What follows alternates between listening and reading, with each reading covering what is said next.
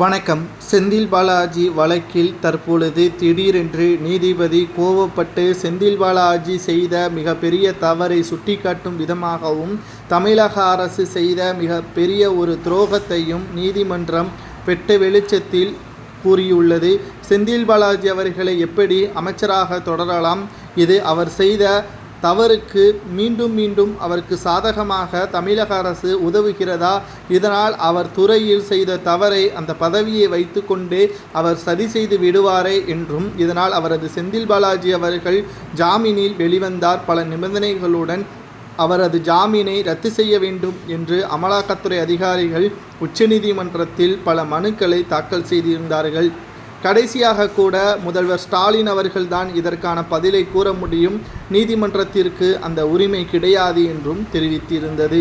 ஆனால் இப்பொழுது அவரது அமைச்சர் பதவியை பறிக்க வேண்டாம், அவரது ஜாமீனை ரத்து செய்யுங்கள் என்று அமலாக்கத்துறை அதிகாரிகள் மீண்டும் ஒரு மனு ஒன்றை தாக்கல் செய்திருக்கிறார்கள். இந்த மனுவானது விசாரணைக்கு நேற்று வந்துள்ளது.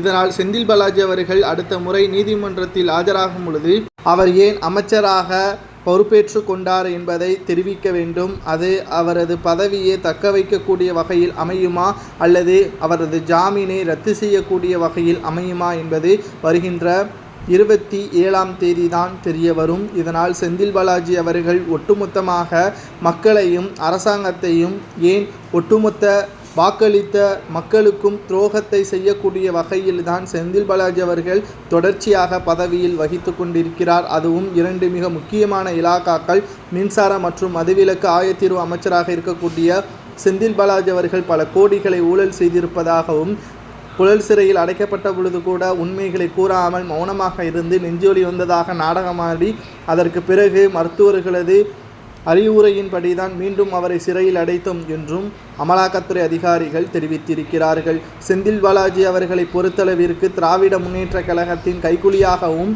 அதிக அளவு ஊழல் செய்யக்கூடிய முதலாவது இடத்தில் இருக்கக்கூடிய நபராகவும் தான் செந்தில் பாலாஜி அவர்கள் இருப்பதாக நம்மால் தெரிய வருகிறது. கிட்டத்தட்ட செந்தில் பாலாஜி அவர்களை பொறுத்தளவிற்கு திமுகவில் அமைச்சராக இருப்பது வரைதான் நமக்கு பாதுகாப்பு, நம்மை அமலாக்கத்துறை அதிகாரிகளோ வேறு எந்த ஒரு துறையோ நம்மை சீண்ட முடியாது என்றும் தெரிவித்து வருகிறார். ஆனால் செந்தில் பாலாஜி அவர்களிடம் அமைச்சர் பதவி பறிபோகிவிட்டால் புழல் சிறையிலிருந்து திகார் சிறைச்சாலைக்கு கொண்டு செல்ல அதிகாரமும் அமலாக்கத்துறை அதிகாரிகளுக்கு இருக்கிறது. அங்கு சென்று விட்டால் புழல் சிறையில் தமிழக காவல்துறையினர், அங்கு டெல்லி காவல்துறையினர். இதனால் செந்தில் பாலாஜி அவர்களுக்கு நிச்சயமாக பாதுகாப்பு இல்லை என்பதுதான் திமுகவின் கவலையாக இருக்கிறது. இதற்காகத்தான் செந்தில் பாலாஜிக்கு ஆதரவுகளும் அளித்து வருகிறது. இதை பற்றி உங்களது கருத்துக்களை கூறுங்கள். ரத்து செய்யலாம் என்று